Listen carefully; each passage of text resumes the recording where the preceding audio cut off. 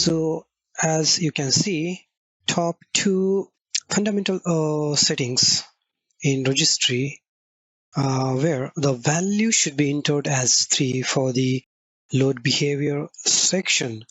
Third one here is another location where you can make sure if Office collaboration sync is set correctly with value 2 for Office collaboration sync integrated enabled option.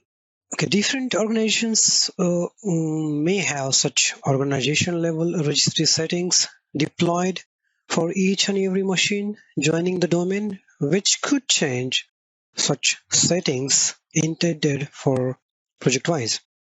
And you will need to make those changes back in registry so that the Office integration stays healthy.